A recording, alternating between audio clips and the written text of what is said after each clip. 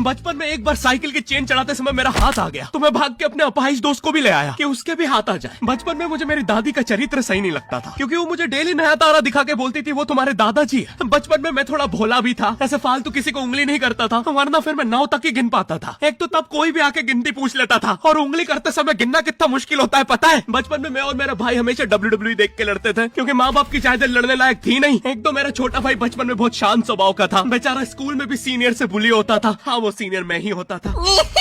एक बार मुझसे बोलता भैया डॉक्टर बनना मेरा सपना है, तो मैंने उसे नीट की बुक्स ला दी तो अब वो उसका पूरा सपना बन गया। अब वो डॉक्टर गेम में भी बीमार ही बनता है और बवासीर पीछे होती है। चिंटू बुक्स नहीं पढ़ रहा है तू। एक बार बेचारा बिस्तर पे गिर के रोने लग गया तो सब बोलने लग गए कुछ नहीं हुआ, चींटी मर गई, चींटी मर गई। मैं यहाँ सोच रहा हूँ फिर अभी तक हम चींटियों वाले बिस्तर पे क्यों सो रहे थे। हाँ घर में सबकी पीठ पे ददोड़े हो रखे हैं। हाँ ये नहीं गिरता तो हमें तो पता ही नहीं चलता बिस्तर पे चींटियां हैं। हम तो सोए जा रहे हैं चींटियों वाले बिस्तर पे। और स्कूल में जब भी ये छोटे भाई पैंट में हक देते हैं तो बड़े भाई को क्यों बुलाया जाता है पता है कितनी घनघोर बेइज्जती होती है पूरी क्लास के सामने। और बुलाते भी इतने सस्पेंस है, वो देख के बड़े भाई का हगना निकल जाता है। ऐसे 2 छोटे बच्चे स्लो मोशन में भाग के आ रहे हैं। हाँ वो उनकी नॉर्मल स्पीड है।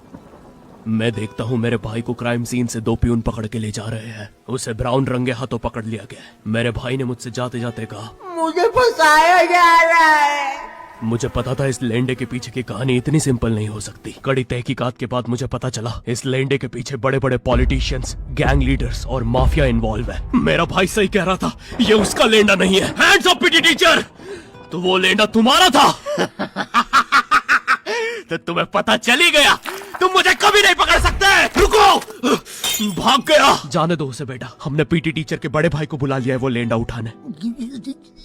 लेंडा आपकी नजदीकी सिनेमा घरों में पड़ा होगा तो देख के पैर रखना। ये चैनल पे जितने भी अजीबो गरीब चीजें तुम देखते हो ये मैं और मेरे भाई की लाइफ में हमेशा होती रहती है और इसलिए हमने ये चैनल नॉट योर टाइप बनाया था। मेरे भाई ने कहा तू बोल और मैं एनिमेशन करता हूँ और लो बन गया नॉट योर टाइप। आपके नजदीक अरे अभी भी लेंडा लगा हुआ है। बचपन में बोले जाता था कि तुम जितने दांत तकिए के नीचे रखोगे तुम्हें उतने ही रुपये मिलेंगे। तो मैंने दादी की 32 रख दी तो मुझे 32 रुपए मिले। वो 32 7,000 की थी। जो पिटा हूं ना मैं घर पे, साली स्कैमर दांतों वाली परी चांदी का दांत ले जाके 1 रुपया देती है। दांतों से याद है बचपन में सब सूखा बॉर्नविटा खाते हैं क्योंकि दांत दूध के होते हैं। ठीक है ये वाला जोक हटा दूंगा। बचपन में मुझे चुड़ैलों से बहुत डर लगता था। एक बार मुझे चुड़ैल के पैर के निशान दिखे तो मैं उल्टा भागा, पर फिर मैं चुड़ैल के ही घर में आ गया। हाँ मैं पट्टी में भूल गया था उसके पैर उल्टे होते हैं। तो फिर मैंने सोचा इसका पीछे से सर फोड़ देता हूँ। सर फोड़ने गया तो वो उसका मुंह निकला। फिर से भूल गया कि साली चुड़ैलों के बाल भी मुंह पे होते हैं। आदमी को पता चले तो चले कैसे। जब मैं छोटा था नींद में बिस्तर भी बहुत गीला करता था। मेरी मम्मी हमेशा गुस्सा करती थी कि सोने से पहले सुसु किया कर। अब उन्हें कैसे बताऊं, फिर गीले बिस्तर में मुझे नींद नहीं आती। बचपन में मुझे गुस्सा भी बहुत आता था तो मेरी मम्मी ने मुझे एक रेड स्टोन की अंगूठी पहना दी और सरप्राइजिंगली उससे मेरा गुस्सा इतनी जल्दी उतरने लग गया क्योंकि अब मैं जब अंगूठी पहन के लोगों को पीटता था तो गुस्सा इतनी जल्दी शांत होता था। वैसे ये अंगूठी मुझे एक बाबा जी के आश्रम से मिली थी। जब मैं वो आश्रम में गया था वहाँ एक बहुत ही हॉट सी बंदी मुझे देख के बार बार स्माइल करे जा रही थी तो मैंने भी मौके पे चौका मारा और जल्दी से अपना नंबर पेपर पे लिख के उसकी तरफ फेंक दिया। वो बंदी ने भी बड़े प्यार से मेरा नंबर उठाया और